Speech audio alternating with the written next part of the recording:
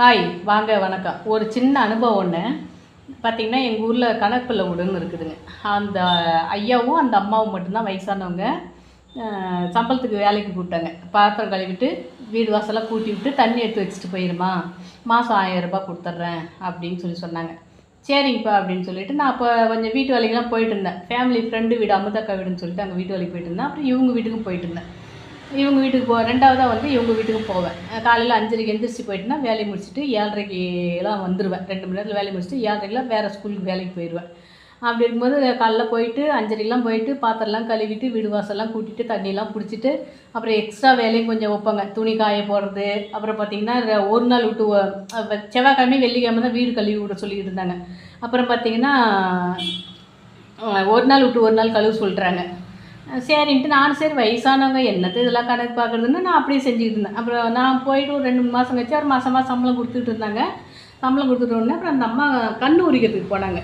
கண் உரிக்கிறதுக்கு போயிட்டு இருக்கும்போது அவங்க வந்து அடுப்பு பற்ற வைக்கக்கூடாது இல்லையா, அந்த வெளிச்சத்தெல்லாம் பார்க்கக்கூடாது அப்படிங்கிறதால நான் என்ன பண்ணுவேன், சரிம்மா நீங்கள் என்ன செய்யணும்னு நீங்கள் சொல்லுங்கள், நீங்கள் அவ்வளோ அளவு போடணும்னு சொல்லுங்கள், நான் உங்களுக்கு சமைச்சு தரேன், நீங்கள் அடுப்புக்கிட்ட வர வேணும்னு சொல்லிட்டு அந்த வேலையை நான் வாங்கி செஞ்சுக்கிட்டு இருந்தேன். எப்படி அவங்க வந்து வயசானவங்க அப்படின்றதால நான் அவங்களுக்கு கணக்கு பார்க்கல. 5:30ன்றத 5 மணிக்கெலாம் எந்திரிச்சு போயிடுவோம். அதுலேயும் ஒவ்வொரு நாளைக்கு 4 மணிக்கெலாம் அந்த அப்பா வந்து கதவு தட்டுவார். எனக்கு சலுப்பாக இருக்கும். அன்னத்தனை அன்றைக்கெலாம் பார்த்திங்கன்னா 3 வீட்டு வேலைக்கு போவேன், 2 ஸ்கூலுக்கு வேலைக்கு போவேன், நைட்டில் வந்து துணி தைச்சிட்டு தான் படுப்பேன், 1 மணி 2 மணிக்கு தான் படுப்பேன்.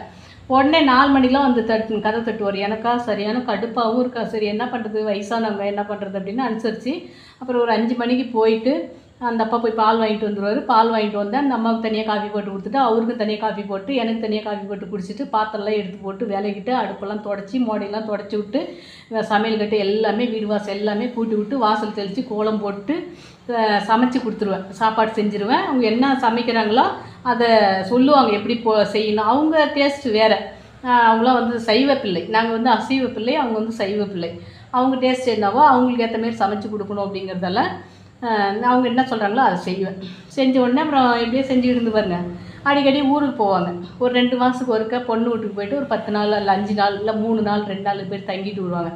ஒரு டைம் என்ன பண்ணாங்க, ஒரு 10 நாள் தான் போனாங்க வேலைக்கு லீவுக்கு.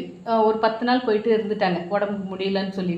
அவங்க ஊருக்கே போனாலுமோ நான் வீடு வாசல் எல்லாமே சுத்தமாக தான் வச்சுருப்பேன். கூட்டிகிட்டு டெய்லி வீட்டை கழுவி விட்டுருணும். அந்த அப்பாருக்கு வந்து சுத்தமாக இருக்கணும்.